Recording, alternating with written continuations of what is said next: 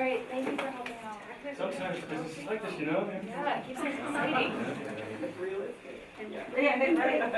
you remember for Javier, something else happens. Okay. Good job, good job. Javier was one who said it. Oh. Okay. All right. Thank you. Well, we exceeded our minute for setup. Okay.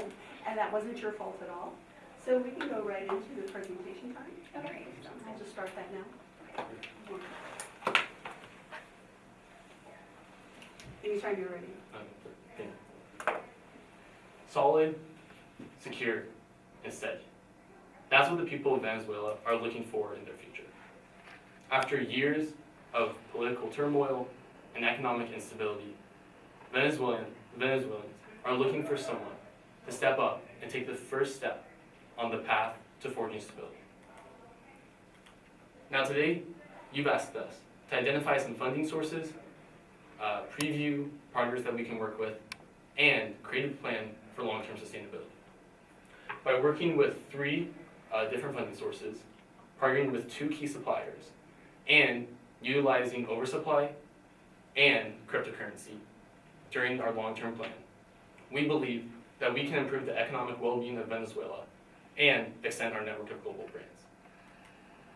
But first, we need to look at the economic and political climate in Venezuela. Now, public policy is intrinsically tied to economics. When a government decides to intervene into the marketplace, the social good that's inherently tied to that policy may actually inhibit the market's ability to run fairly efficiently and effectively. And so by looking at the history of Venezuela, we wanted to look at different types of government interventions that have existed in the past and how that's reflected into the marketplace today and potentially in the future.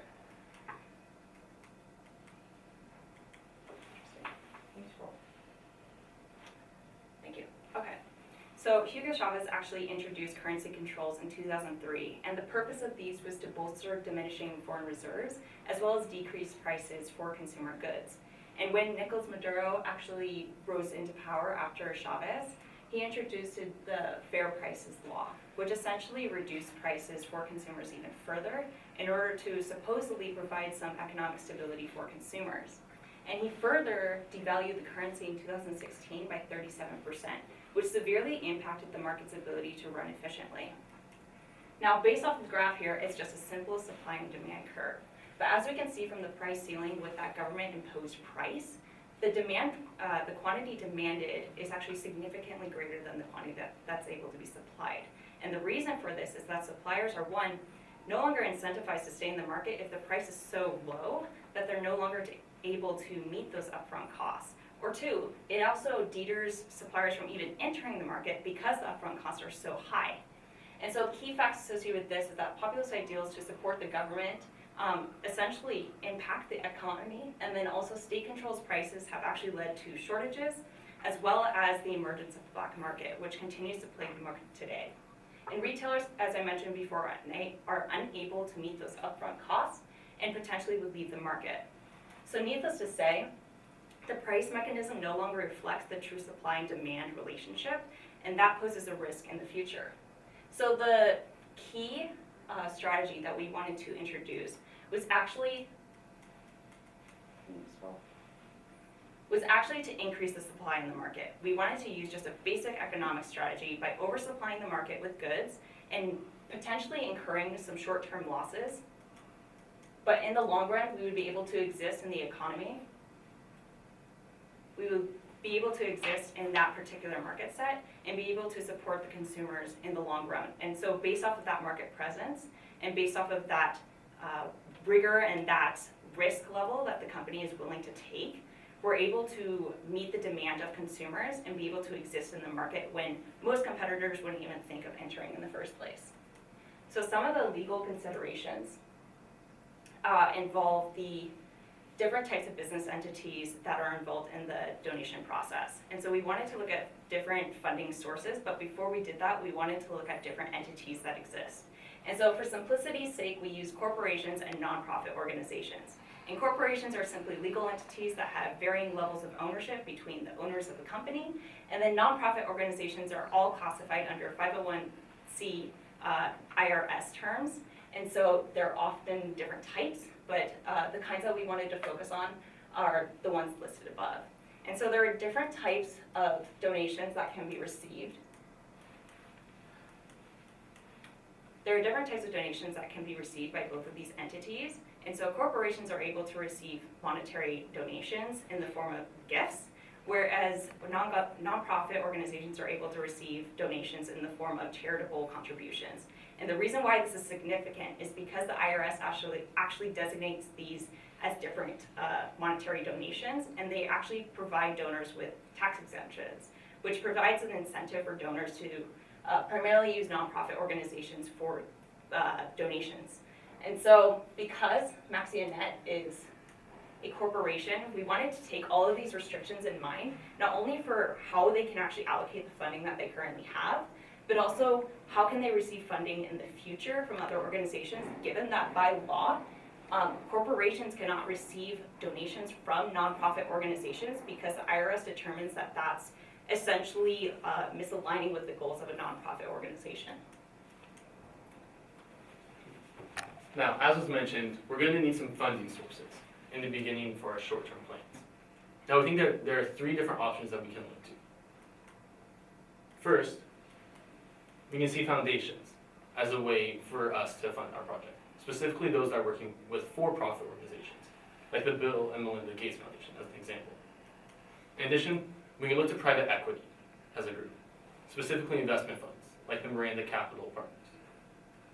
Finally, debt from banks may be another way that we can finance our initial short-term projects.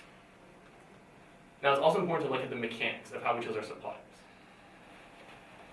When deciding on which brands we want to introduce into the Venezuelan market, we looked at 4 different criteria that currently match MaxiaNet's current valuation process.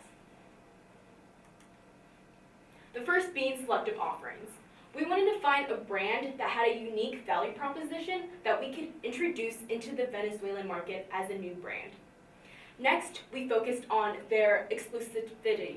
So we wanted to find a brand that currently isn't overly competitive and has an opportunity for growth within this market. Our third criteria was strategy alignment. When we entered the Venezuelan market, we were looking for a product that we can create mass products of at a low margin.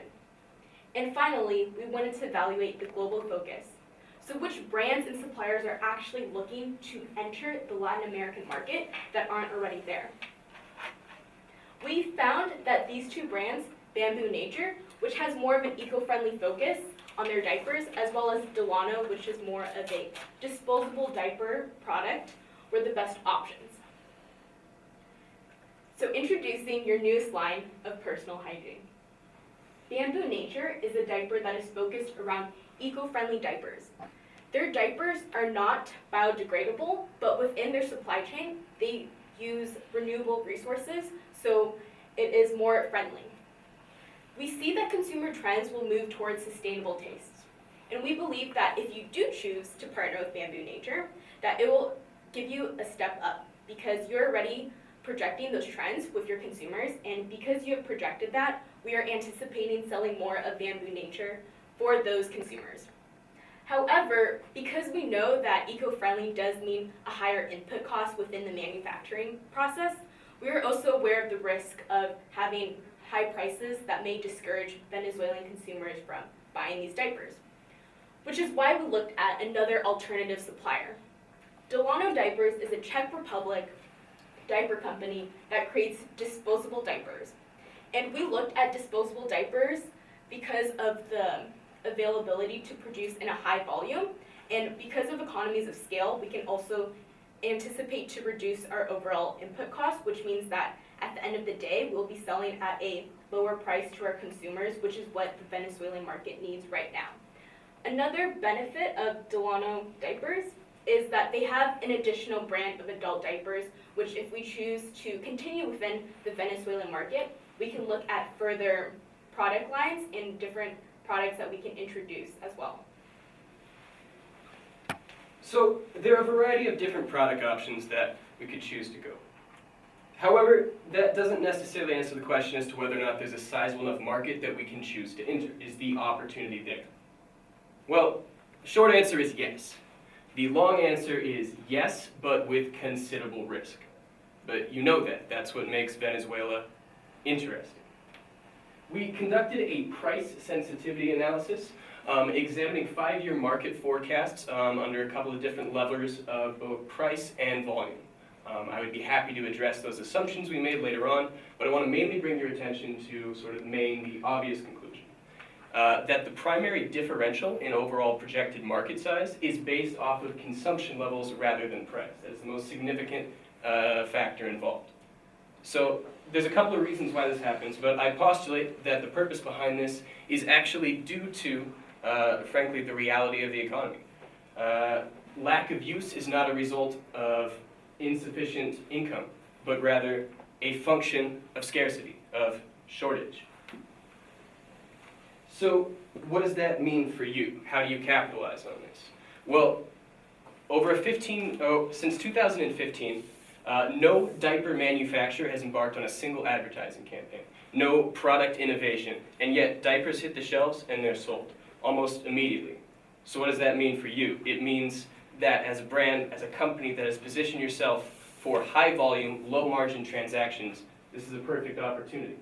It's not going to take the 12 to 15 years for market acceptance. You're selling hygiene, you're selling health, you're selling a need, and need is inherently valuable independent of the brand that you're working with. You project 6 to 8 years for full actualization of your distribution network, but you can leverage what you have right now for immediate market penetration, at least 5% in the first year. So yes, there is potential market that exists. But additionally, we have to worry about the fact that Venezuela is inherently risky. There is a very good chance you will not be profitable within your initial venture.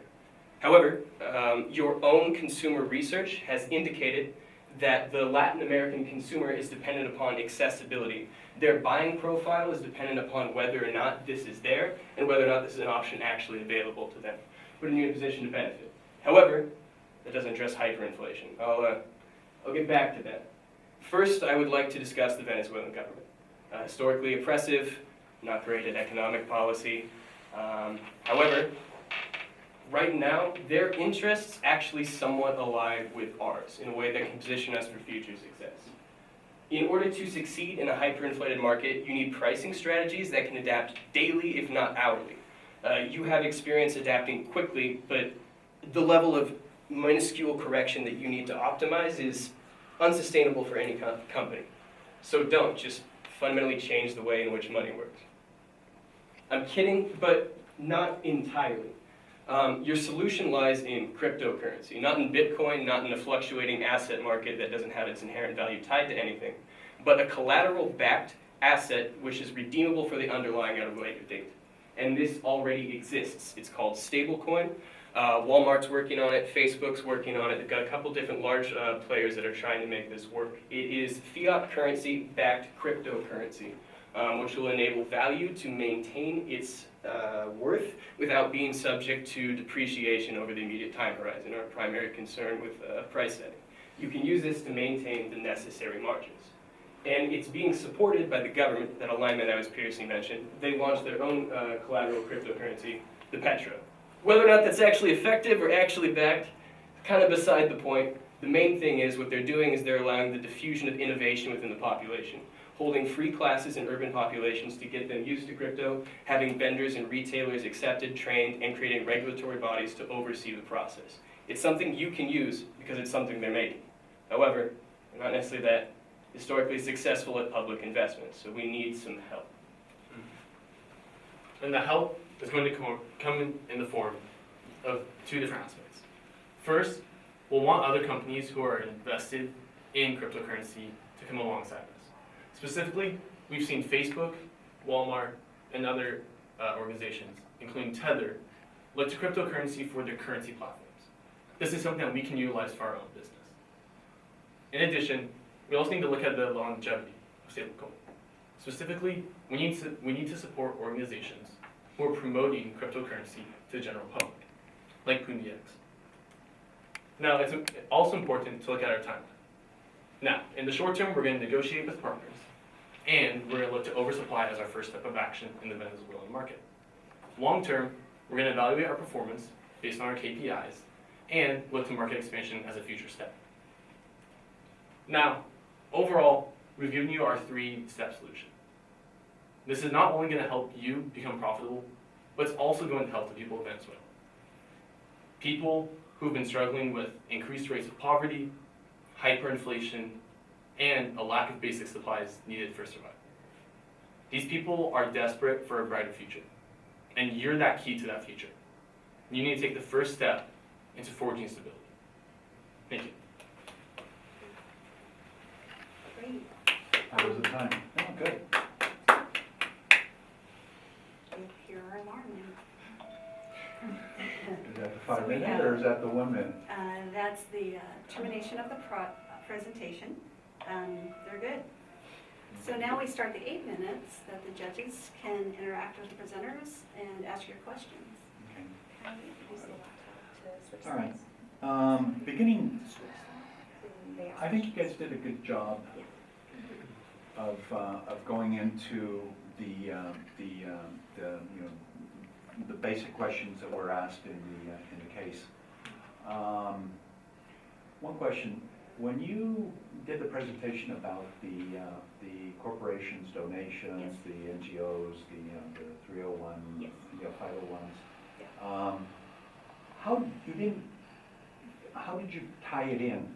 I didn't get that part of how you were going to tie it into this Yeah. case. So the reason why we introduced those 2 different types of models was, the biggest question we had was, what types of organizations are actually allowed to provide donations to Maxianet? And so based off of those restrictions that we said before, we noticed that because Maxianet is a corporation and nonprofits aren't allowed to donate to corporations, that's why we didn't really look at nonprofits for funding sources. The only one that kind of balances the line between that is foundations, but foundations are in a different IRS pool, so they don't apply under that same restrictions as 501Cs do. Okay, so your recommendation was to use foundations. Was to use either one among the 3 that we had, or use like a combination between the 2, because foundations oftentimes don't give too much money to for-profit organizations, just because it's a very tricky process and very time intensive. And so foundations like the Bill and Melinda Gates Foundation only probably do business with a few businesses every year, for-profit businesses. And so because of that, that's why we introduced the 2 other options as well, since it probably wouldn't be able to cover all the expenses that you would require. Okay, yeah, let me ask a question.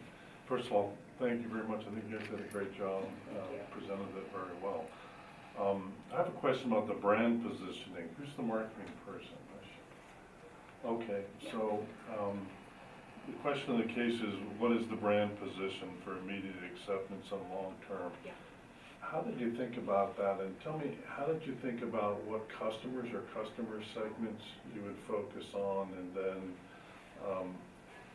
what channels to reach them through, and then linking back to then how you're going to position the brand? Yeah, so that was actually a really interesting question, just because the constraints of the market are it's a very untraditional market to even operate in. And so because of that, our consumer segments are very limited in terms of demographics. And also, most of the time you would want to specify what type of consumer am I looking out for. But in Venezuela, based off of the research that we've done, the problem isn't necessarily specialization, but it's getting the good to the consumer. At this point, because there is a shortage, there isn't too much of a preference outside of price. And so the purpose for our campaign necessarily was not to focus on advertising and try to differentiate ourselves necessarily, just initially, but to really just get into the market. That's the biggest struggle that you're going to have, is to actually reach the consumers and be able to meet the price restrictions. And adding on, can you go to slide 49, please? Yeah. So we looked at a consumer persona here, and you can see that the average income for these young adults is only $15 in USD per month, which does not give them that much to spend on diapers, or they don't have much disposable income. So right now we aren't focusing on necessarily like the quality of the brand, which is why we gave those two options, which we do have eco-friendly, which is great to consider as a consumer. What sustainable choices should we be making as a company? However, in realistic terms in Venezuela, eco-friendliness is probably not their main concern when it comes to diapers. And really what we're seeing is that because there's such a limited supply of diapers, and this is giving infants health problems, we just want to be able to first address that issue and be able to provide diapers at a lower cost. And we looked at disposable diapers particularly because cloth diapers require detergent and water to reuse. However, there's also a detergent shortage within Venezuela, which is why we discounted that as an option for the suppliers. And that's why we're focusing on, like Michelle said, more disposable diapers at a lower cost, just so we can address the consumer profile. Okay. So you did the analysis of the suppliers, right? Mhm. You said you picked like 4 of them, and then Yeah. you reduced it down to 2, the one in California and the one in Czechoslovakia. Did anybody actually do a kind of a price and cost analysis from origin to? Yeah, if I could speak to that, if you're all right. Our primary operating model is based around that high volume, low cost, low margin. So you're working at a razor thin margin that you're going to be addressing. And you already have negotiated contracts with your distributor, with your shipper. We could have looked at industry numbers, and we did look at some industry numbers to determine cost. I have a slide, so there was some cost assumptions. But because you're operating in such a small margin of error, without having those exact figures, putting together an estimate would just be giving you a number for the sake of giving you a number to say that I've done this analysis. But you did put up numbers like, Yeah, I have pricing, I have revenue assumption based on some diffusion of innovation theory as well as Euromonitor 2018 statistics. But your cost is going to be so industry, so negotiation specific, that giving you exact numbers other than overall estimations is not necessarily. Did you guys get the connection between why the case refers to nonprofits and foundations as opposed to just doing a regular buying the product and selling them? I mean, did you guys understand the connection? And what is that connection?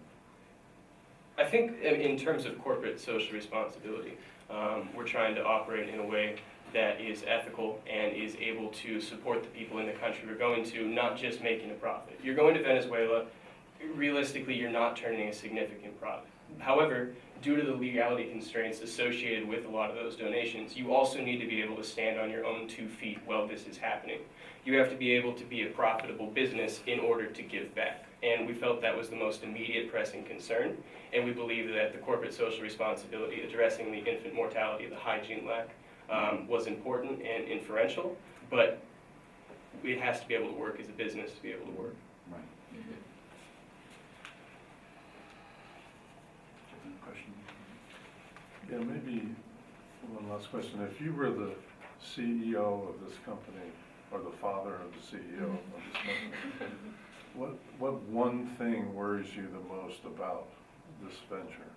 What are you most concerned about? Starting here. For me, I would say just being able to really meet the end consumer, because with the Venezuelan government, they've also turned down donations from other countries, and it's, I think, strategically thinking, how are we able to help the people without offending the Venezuelan government? For me, its initial projections of Venezuelan disability have been pushed back to 2024 at the earliest. Even this 5-year plan that we're going through, it's incredibly nebulous. They've changed taxation laws, they've changed repatriation laws. Getting the funding out and converting it into a usable currency is of incredible importance to functionality, and we're not positive whether or not we can do that. I think we can, and I think if we align our interests with the government, we can make that happen, and with the people. Thank you, SWAT Team 6. That's These guys just take quick, enough time take for the quick swims. questions. And I'm sorry, we're going to just cut them off, and all the time was used. Okay. So please hold those questions for later. I want to thank SWAT Team 6. Thank you. You guys did a good job. Thank you.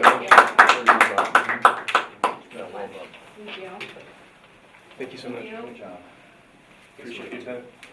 Thank you for the questions. Nice job, man. Thank you. I'm not sure I could have done this in 24 hours.